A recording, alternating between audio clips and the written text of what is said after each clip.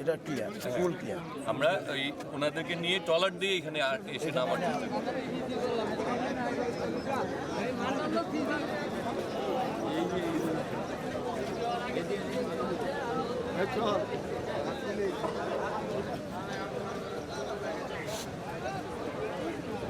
আজকে আমরা এখানে এসেছি মূলত আমাদের এই নির্বাচনী এলাকায় মান্ডা এবং জিনালি খাল, এই দুটি খাল এখানে অবস্থান করছে।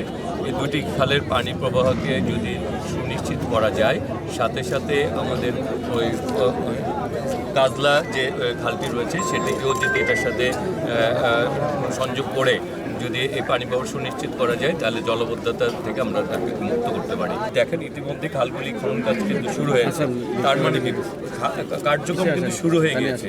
আর অবৈধ দখলদার, অবৈধ তো অবৈধই, অবৈধ দখলদারদের তো আমরা কোনোভাবেই তাদেরকে আশ্রয়প্রশ্রয় দেওয়া হবে না।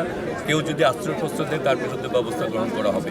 অবৈধ দখলদারদের এবং অবৈধ এবং দখলদার এরা তাদের শব্দের মধ্যেই তারা যে তাদের অবস্থার সুনিশ্চিত, সুতরাং এদেরকে ব্যাপারে আমরা সর্বোচ্চ ব্যবস্থা গ্রহণ করব।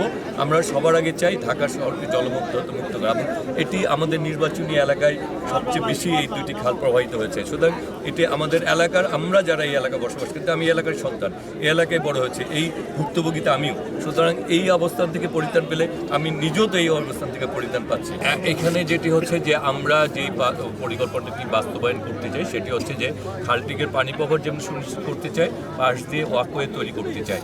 তার যদি আমরা সেই কাজটি পরিপূর্ণভাবে ইনশাল্লাহ আমরা বাস্তবায়ন করতে পারি, তাহলে এটিতে পরিবহনের ব্যবস্থা করা যাবে।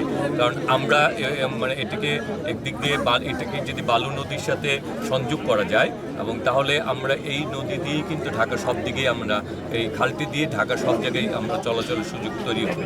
অচিরেই 4 থেকে 5 জন মন্ত্রী যারা এই জলপথ এইগুলিকে সজোরে পরিদর্শন করতে আসবেন, এই মান্ডা খাল, জিলানি খালগুলিকে এবং কাজলা খালগুলিকে পরিদর্শন করতে এসে এগুলি এই আমাদের যে নির্বাচনী কমিটমেন্ট এবং আমাদের প্রধানমন্ত্রী জনাব তারেক রহমান যে কথাটি বলেছে সেটি বাস্তবায়ন করার জন্য পদক্ষেপ গ্রহণ করে ইতিমধ্যে শুরু হয়ে গেছে, এবং বাকি কাজগুলি বাস্তবায়ন করার জন্য পদক্ষেপ গ্রহণ করা হচ্ছে।